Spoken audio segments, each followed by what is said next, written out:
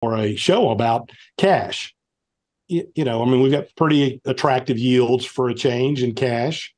I know they've come down just recently a bit, but it wasn't a couple of months ago you could get 5% in a CD or a money fund. And so how would you answer investors today that said, look, why should I even bother with all this stuff you guys are talking about when I can get 5% in a guaranteed investment today? What's the case against that? Yeah, so we did cover this in the podcast episode. I did an update tweet on this, which we'll talk about in a minute. But that tweet was picked up by the Globe and Mail, which is a newspaper here in Canada, and a journalist did an article on it. And reading the comments on that article, I just want to clarify something for listeners. We're not talking about whether it makes sense to have some cash in general.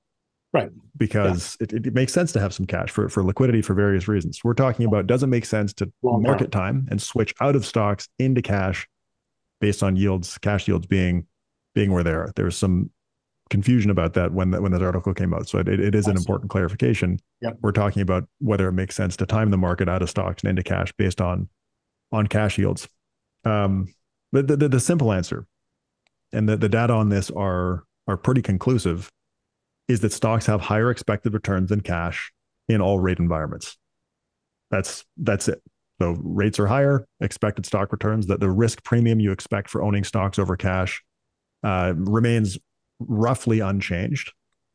And so your expected return in nominal terms gets that much higher. Your risk premium doesn't change, so you expect a higher return that roughly offsets the cash yield. So there's no real reason to say cash looks relatively attractive if the risk premium is constant. Now, Is it constant? Does it get a little bit smaller when cash yields are higher, when rates are higher? Maybe.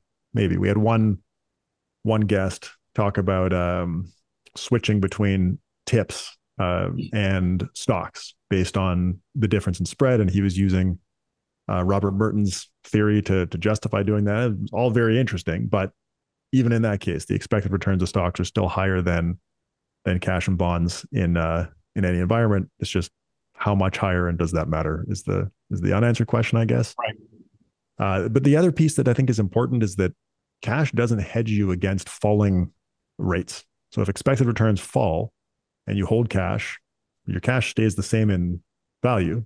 Its price doesn't go up, but you now have a lower expected return.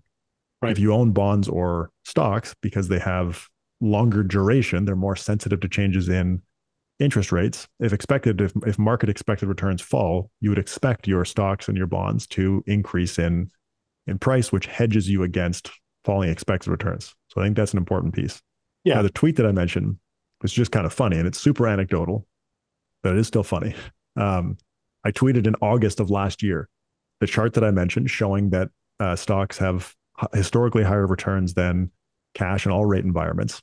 And I wrote at the top, actually what you said in your question, why would anyone invest in stocks with a 5% cash yield? And then I posted this picture.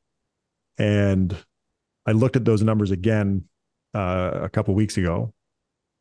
And across all stock equity asset classes, the returns from the time of my tweet until whenever it was, last week or something, had dramatically outperformed cash. So right. Yeah. The long-term expectation and the historical experience played out over that period. Super anecdotal, but it was kind of fun to see. Yeah, I mean, there's a lot of layers to this. I think your caveat and your clarification that, look, that we're not talking about money you've got for emergency reserves or savings accounts or short-term portfolios, something you're going to buy in the next 36 months should probably be in cash. Right. We're talking about money you're compounding that you're going to live on for the next 30 years, or you're saving for retirement in 10, 20, or 30 years.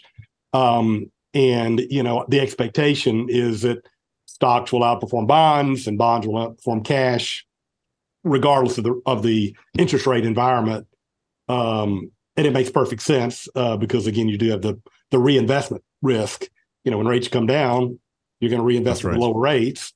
And to your point, stocks and bonds react differently to falling rates than they do rising rates, so you're compensated by it.